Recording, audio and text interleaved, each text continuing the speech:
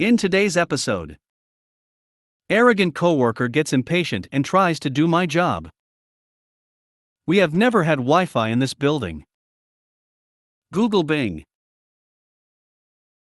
Before we get started, make sure to subscribe so you will never miss a video. So let's get started. Arrogant coworker gets impatient and tries to do my job. A few years ago, I was working IT support and data analysis at a smallish, 50-people company. I had gotten the job thanks to my father being the head of IT, and had spent the last few years trying to prove myself, and I generally liked my job, was good at it, and most people respected me. Even though I was young and looked younger, I had worked there longer than about half of the company, because we recently expanded to double the number of employees. I was in charge of assigning laptops among other things, and I was the first line of support if something techy went wrong. One of the newer employees was a multilingual sales guy I'll call Marty. Marty had a high opinion of himself and his own capabilities, including with technology. Instead of asking for help or resources from the IT team, he would rather look up problems himself and try to solve them, sometimes using free software downloads from random websites. You may think that this is good, less for me to worry about, but I liked helping people with their tech issues, and he had a knack for making things worse. He somehow managed to get a virus on his company MacBook, some tool that also happened to divert all his network activity to a random IP, a huge security issue. One day, Marty had a laptop problem that he couldn't solve. He didn't like it, but I told him he could either take it to an Apple store himself, it was under warranty, or I could reset it, but keep his files. He took a day to think about it, and decided to let me reset his MacBook. I had informed him that I would have to perform a full backup, and this could take several hours depending on how many files he had. So, I started the backup process in the morning, and tried to go about the rest of my job, but Marty decided to park himself on a chair between me and my desk neighbor and watch the backup. It made me uncomfortable to have Marty in my personal space and sharing my desk with me. I told him he could still do a lot of his work via his phone, as other salespeople do when I work on their laptops, and in response he asked if he could use my phone charger. I tried politely hinting at him to go find somewhere else to sit, but he didn't get it. So I straight up told him he was in my personal space and making me uncomfortable, and to go find somewhere else to be, and I'll inform him when the migration is done in a few hours. The backup took longer than expected due to the number of files Marty had. Marty had decided rather than sitting at his own desk, he still wanted to hover nearby, and was on his phone in the IT lounge area, and making the people who work in that area slightly uncomfortable. The backup completed after lunch, but I had a meeting to attend with a VP before it finished. I rarely had meetings, and this one wasn't long, about half an hour.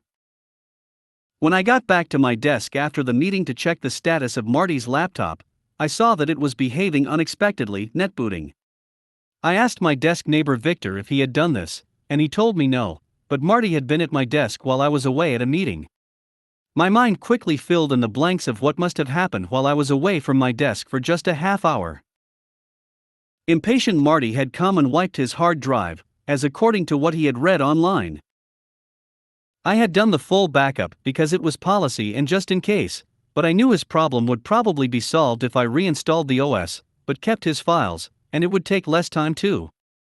But he had wiped everything and also managed somehow to wipe the recovery partition too. This man is dangerous. And I knew, thanks to a mistake I had made months before on a different laptop, that this job had gone from almost done to taking up to 12 more hours to complete. I was pissed that he somehow thought that he could just walk all over my work. I was pissed that I would now have to work on this overnight, because I don't want to keep him away from his laptop for more than a day. I angrily confirmed with Marty what he had done and informed him that he had really messed up the laptop, and I definitely wasn't going to get it up and running today. But I was still angry, so I told my dad, the head of IT, what had happened, and he agreed that Marty had crossed a line. But I was still angry, and so I told Marty's boss, the head of sales, what he had done. Marty had also talked to her, and she convinced me to lend him a spare laptop to use until I could finish fixing his. I confirmed with my dad that I would give him the oldest, clunkiest spare laptop on hand, and he agreed. That made me feel a little better, like at least Marty would be a little inconvenienced by what he had done. Marty had majorly inconvenienced me. I took the amnesiac MacBook home and fixed it overnight. Downloaded macOS and installed via USB. I restored Marty's files. I gave him back the laptop the next day. I was still pretty pissed at Marty, but he insisted he needed to talk with me privately. He took me into a room to basically say sorry and ask me not to tell on him next time. I said whatever and left the meeting room because I just wanted him out of my face. When he gave me back the old loaner laptop, he told me he liked it better than his shiny new one and asked if he could keep using it. This slightly angered me further because it was supposed to be a punishment. He wasn't supposed to like it. I had to tell him no because, company policy, I'm not giving him an out-of-warranty laptop. I'm normally an easygoing, forgiving person, but Marty thinking that he was entitled to do my job for me? Unacceptable. We have never had Wi-Fi in this building. Medium one tonight. But one of so many from a former employer. I was unfortunate enough to be hired onto a company about 2 months before COVID hit my country. I was certain I would be let go.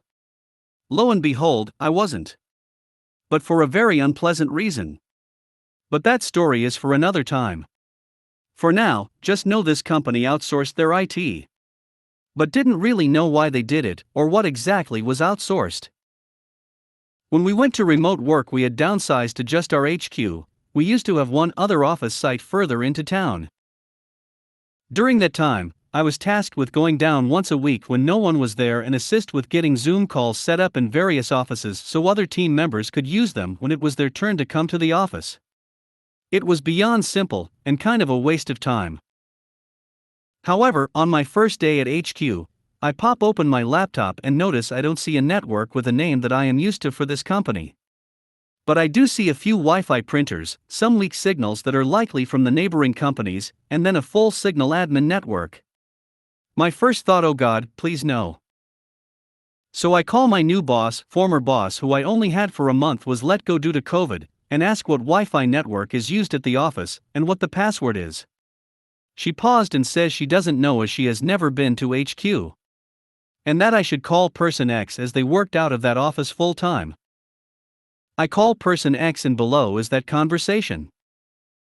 Me, hey X, do you know the Wi-Fi and password for HQ? X, HQ doesn't have Wi-Fi. Me, confused now, but starting to piece together a scary fact. Me, okay, so we're all the PC hardwired. X, nope. Me, okay, then how did you get to the internet when you were here? X, I used Chrome. Me, but. Never mind, I think I found what I need. I hang up, realizing I was on my own here. I look at the admin SSID, and say F*** it. Click at password required. I type in admin. Connected. I call the outsource IT company and they confirm that was indeed the network for the building, and they pre-map all laptops and PC to that network to automatically connected when they set up a new user. I ask why the password and network were still factory admin settings? Their response: they didn't ask us to change it. Google Bing. This story isn't mine, but it was deleted. It was my absolute favorite story of this subreddit, and I didn't want it to fade into obscurity, so here it is. Enjoy. Another tale from the out-of-hours IT desk. Me, service desk. Caller, Google Bing isn't working, is the system down? It's very important that I use the Bing. Note, yes, caller actually said the Bing. Me, I'm sorry, can you confirm which system you're referring to as I'm unfamiliar with that? Caller, Google Bing. Really, how can you not know this? Me, Google Bing is not a system we support out of hours nor in hours. This sound like a mashup between two different search engines.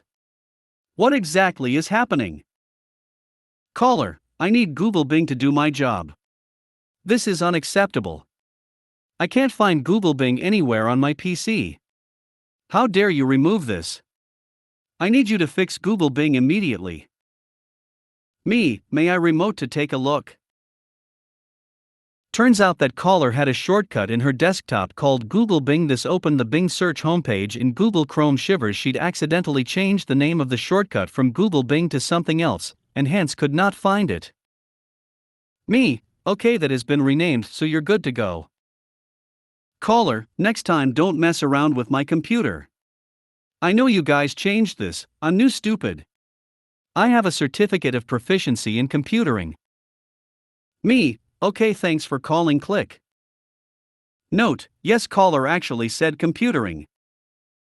I died a little inside after taking his call.